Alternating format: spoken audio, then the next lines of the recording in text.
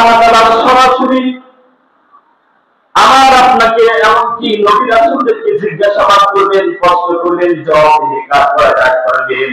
রব্বুল আলামিন বলেন ফালানাসআলান্নাল্লাযীনা উরসিলা ইলাইহিম ওয়া লানাসআলান্নাল মুরসালিন। রব্বুল আলামিন বলেন অতঃপর যাদের নিকট আমি রাসূল প্রেরণ করেছি আমি অবশ্যই তাদেরকে জিজ্ঞাসাবাদ করব, আমি রাসূলগণকেও জিজ্ঞাসাবাদ করব।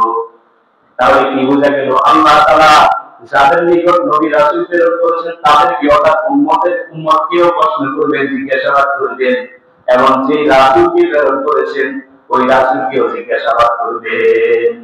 আল্লাহ তাআলা যে বার্তা দিয়ে নবী রাসূলদেরকে উম্মাহর কাছে প্রেরণ করেছেন, যে দায়িত্ব অর্পণ করেছেন, ওই দায়িত্ব তারা যথার্থ আদায় করেছে কিনা এই ব্যাপারে নবী রাসূলদেরকে জিজ্ঞাসা করবেন।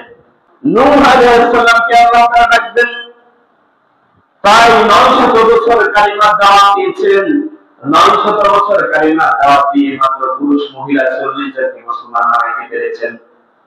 ওই নূহ আলাইহিস সালামকে আল্লাহ তাআলা ডাক দিয়ে বলবেন, আপনার প্রতি আমি যে দায়িত্ব অর্পণ করেছি, যে বার্তা দিয়ে আপনাকে আমি প্রেরণ করেছি, আপনি কি আপনার উম্মার কাছে সেটা পৌঁছে দিয়েছেন কিনা? ওই দায়িত্ব শতভাগ আপনি পালন করেছেন কিনা? আল্লাহ তাআলা নূহ আলাইহিস সালামকে এই প্রশ্ন করলে নূহ আলাইহিস সালাম বলবেন, জি হ্যাঁ, আমি আমার দায়িত্ব পালন করেছি, তাদের কাছে বার্তা পৌঁছে দিয়েছি। এরপর আল্লাহ তাআলা নূহ আলাইহিস সালামের উম্মাহকে ডাকবেন, উম্মতকে ডাকবেন, দেখে বলবেন, তোমাদের কাছে আমি রাসূল প্রেরণ করেছি, তিনি কি তোমাদের মাঝে গিয়েছিলেন কিনা, তোমাদের মাঝে আমার বার্তা পৌঁছে দিয়েছেন কিনা? তারা বলবেন, আমাদের কাছে কোনো নবীও আসে নাই, আমাদের কাছে আপনার কোনো বার্তা পৌঁছে না।